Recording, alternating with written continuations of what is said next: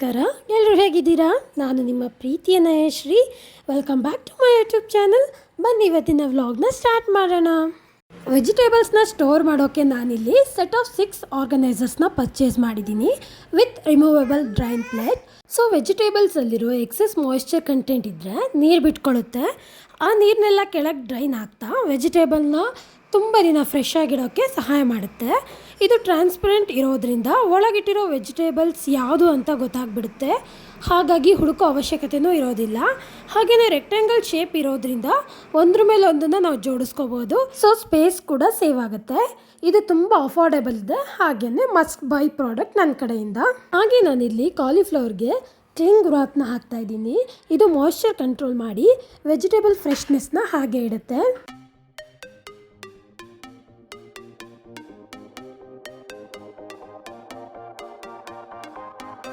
ನಾನಿವತ್ತು morning ಬ್ರೇಕ್ಫಾಸ್ಟ್ಗೆ sweet ಪೊಟೆಟೋನ use ಮಾಡಿಕೊಂಡು weight loss ರೆಸಿಪಿನ ಮಾಡ್ಕೋತಾ ಇದ್ದೀನಿ. ಇದಕ್ಕೆ ನಾನು ಚೆನ್ನಾಗಿ ತೊಳೆದಿರುವಂಥ ಒಂದು 3 ಸ್ವೀಟ್ ಪೊಟೆಟೋನ ತೊಗೋತಾ ಇದ್ದೀನಿ. ಅದನ್ನು ಸಣ್ಣದಾಗಿ ಪೀಸ್ ಮಾಡಿಕೊಂಡು ಸ್ಟೀಮರ್ಗೆ ಹಾಕಿ ಸ್ಟೀಮ್ ಮಾಡ್ಕೋತಾ ಇದ್ದೀನಿ. ಒಂದು 20 ಮಿನಿಟ್ಸು ಚೆನ್ನಾಗಿ ಸ್ಟೀಮ್ ಮಾಡ್ಕೊಳ್ಳಿ, ಅಷ್ಟೊತ್ತಿಗೆ ಚೆನ್ನಾಗಿ ಬೇಯ್ದುಬಿಡುತ್ತೆ.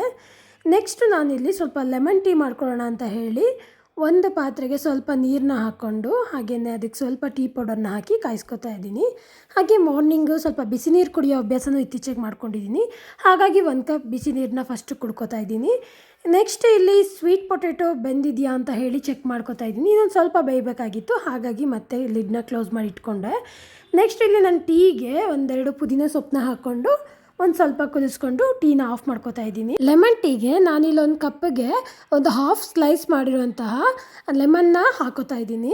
ನೆಕ್ಸ್ಟ್ ಅದಕ್ಕೆ ನಾನು ಟೀ ಮಾಡ್ಕೊಂಡಿದ್ದೆ ಅದನ್ನು ಫಿಲ್ಟರ್ ಮಾಡ್ಕೊಂಡು ಹಾಕೋತಾ ಇದ್ದೀನಿ. ನೆಕ್ಸ್ಟ್ ಈಗ ಚೆನ್ನಾಗಿ ಮಿಕ್ಸ್ ಮಾಡಿಕೊಂಡು ಕುಡಿದ್ರೆ ಲೆಮನ್ ಟೀ ರೆಡಿ ಆಗುತ್ತೆ. ಹಾಗೆ ಇದು ವೆಯ್ಟ್ ಲಾಸ್ ಮಾಡ್ತಾ ಇದ್ದೀವಿ ಅಂದರೆ ತುಂಬಾ ಹೆಲ್ಪ್ಫುಲ್ ಆಗುತ್ತೆ.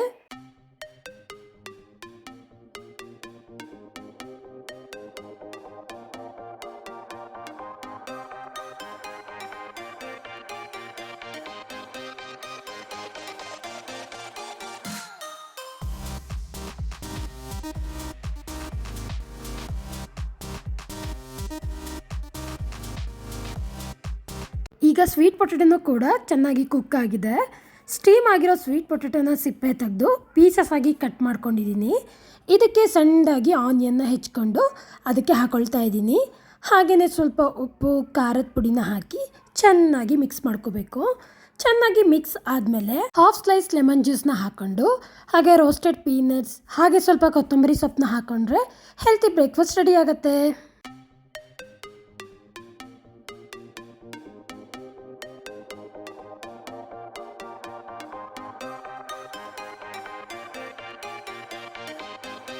ಈಗ ನಾನು ನನ್ನ ಮಗಳ ಲಂಚ್ ಬಾಕ್ಸ್ನ ಪ್ರಿಪೇರ್ ಮಾಡ್ತಾ ಇದ್ದೀನಿ. ಇವತ್ತಿನ ಲಂಚ್ ಬಾಕ್ಸ್ಗೆ ದೋಸೆ, ಅದಕ್ಕೆ ಆನಿಯನ್ ಮತ್ತು ಕ್ಯಾರೆಟ್ ಮತ್ತು ಕೊತ್ತಂಬರಿ ಸೊಪ್ಪನ್ನ ಯೂಸ್ ಮಾಡಿಕೊಂಡು ಮಾಡ್ಕೊಳ್ತಾ ಇದ್ದೀನಿ.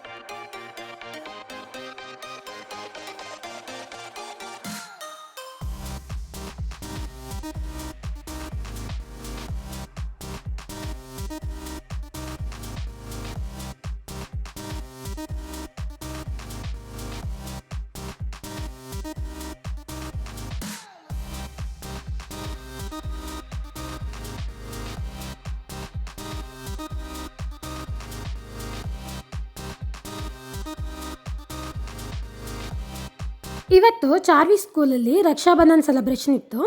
ಹಾಗಾಗಿ ಅವ್ರ ಮ್ಯಾಮು ಟ್ರೆಡಿಷ್ನಲ್ ಡ್ರೆಸ್ಸಲ್ಲಿ ಬರಬೇಕು ಅಂತ ಹೇಳಿದರು. ಈ ಡ್ರೆಸ್ಸು ಸ್ಯಾರಿಯಿಂದ ಸ್ಟಿಚ್ ಮಾಡಿಸಿರೋದು. ನಮ್ಮೂರಲ್ಲಿ ಒಬ್ಬರು ಆಂಟಿ ಇದ್ದಾರೆ, ಅವ್ರು ನಮಗೆ ಸ್ಟಿಚ್ ಮಾಡಿಕೊಟ್ಟಿದ್ದು. ನಾವು ಚಿಕ್ಕವರಿರುವಾಗಲೂ ಕೂಡ ಅವರೇ ಸ್ಟಿಚ್ ಮಾಡಿಕೊಡ್ತಿದ್ರು. ತುಂಬ ಚೆನ್ನಾಗಿ ಸ್ಟಿಚ್ ಮಾಡ್ತಾರೆ. ಹಾಗೆ ಚಾರ್ವಿಗೆ ರಾಖಿನ ತರಕ್ಕೆ ಹೇಳಿದರು. ಈ ಚಾರ್ವಿ ಕೈಲಿ ಹಿಡ್ಕೊಂಡಿರೋದು ಅವಳದು ವೀಕ್ಲಿ ಪ್ರಾಜೆಕ್ಟು. ರಾಖಿ ಎಲ್ಲನೂ ಬ್ಯಾಗಿಗೆ ತುಂಬಿಸ್ಕೊಂಡು ಚಾರ್ವಿ ಸ್ಕೂಲ್ಗೆ ಹೊರಟ್ಲು.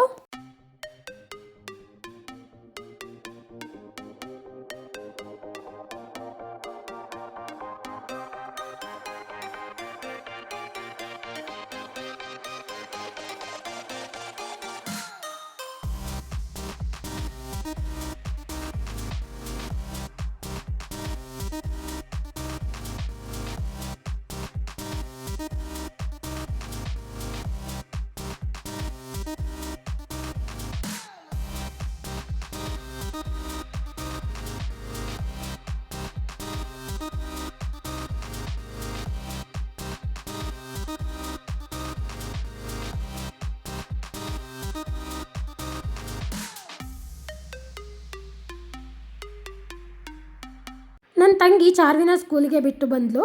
ನೆಕ್ಸ್ಟ್ ಅವ್ರಿಗೆ ಬ್ರೇಕ್ಫಾಸ್ಟ್ನ ನಾನು ರೆಡಿ ಮಾಡಬೇಕಾಗಿತ್ತು. ಹಾಗಾಗಿ ರೈಸ್ ಮಾಡ್ಕೊಂಡಿದ್ದೆ. ಸ್ವಲ್ಪ ಟೊಮೆಟೊ ರೈಸ್ನ ಮಾಡೋಣ ಅಂತ ಹೇಳಿ.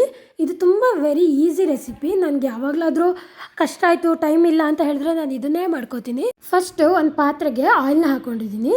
ಸ್ವಲ್ಪ ಜೀರಿಗೆ, ಸ್ವಲ್ಪ ಸಾಸಿವೆ, ಹಾಗೆಯೇ ಚಾಪ್ ಮಾಡ್ಕೊಂಡಿರುವಂತಹ ಬೆಳ್ಳುಳ್ಳಿ, ಹಾಗೆ ಒಂದೆರಡು ಕರಿಬೇವು, ಹಾಗೆಯೇ ಆನಿಯನ್ನ ಹಾಕ್ಕೊಂಡು ಮಿಕ್ಸ್ ಮಾಡ್ಕೊತಾ ಇದ್ದೀನಿ. ಇಲ್ಲಿ ನೋಡಿ, ನನ್ನ ಮಗಳು ಅಡುಗೆ ಮಾಡೋಕ್ಕೂ ಬಿಡ್ತಾ ಇಲ್ಲ. ಇದೇ ಥರ ಕಿಚನಲ್ಲಿ ನಾನು ಏನಾದರೂ ಕೆಲಸ ಮಾಡ್ತಾಯಿದ್ರೆ ಬಂದು ಕಾಲು ಕೆಳಗೆ ಕೂತ್ಕೊಂಡು ನನ್ನನ್ನು ದೂಕೋಕ್ಕೆ ಶುರು ಮಾಡ್ತಾಳೆ, ಎತ್ಕೊಳ್ಳಿ ಅಂತ. ನೆಕ್ಸ್ಟ್ ಇದು ಆನಿಯನ್ ಚೆನ್ನಾಗಿ ಬೆಂದಮೇಲೆ ಒಂದೆರಡು ಟೊಮೆಟೊನ ಹಾಕ್ಕೊಂಡಿದ್ದೀನಿ. ಇದಕ್ಕೆ ಸ್ವಲ್ಪ ಅರಿಶಿನ ಪುಡಿನ ಹಾಕಿ ಮಿಕ್ಸ್ ಮಾಡ್ಕೊಳ್ಳಿ. ಹಾಗೆಯೇ ಸ್ವಲ್ಪ ಉಪ್ಪು, ಇವೆಲ್ಲನೂ ಹಾಕ್ಕೊಂಡು ಚೆನ್ನಾಗಿ ಮಿಕ್ಸ್ ಮಾಡ್ಕೊಳ್ಳಿ. ಟೊಮೆಟೊ ಚೆನ್ನಾಗಿ ಮ್ಯಾಶ್ ಆಗಿ ಬೇಯಬೇಕು. ಚೆನ್ನಾಗಿ ಸ್ಮ್ಯಾಶ್ ಆದಮೇಲೆ ತುಂಬ ಟೇಸ್ಟ್ ಕೊಡುತ್ತೆ. ಇದಕ್ಕೆ ನಿಮ್ಮ ಖಾರಕ್ಕೆ ತಕ್ಕಂತೆ ಖಾರ ಪುಡಿ, ನಾನು ಇಲ್ಲಿ 1 ಸ್ಪೂನ್ ಖಾರ ಪುಡಿನ ಹಾಕ್ಕೊಳ್ತಾ ಇದ್ದೀನಿ. ಹಾಗೆಯೇ 1 ಸ್ಪೂನು ಧನಿಯಾ ಪುಡಿ, ತುಂಬಾ ಚೆನ್ನಾಗಿರುತ್ತೆ.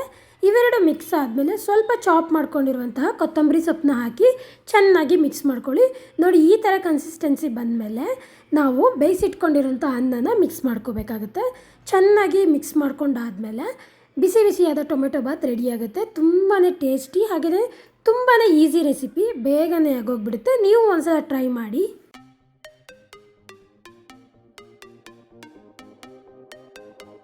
ಚಾರ್ವಿ ಸ್ಕೂಲಿಂದ ಬಂದ್ಲು ಮಧ್ಯಾಹ್ನ.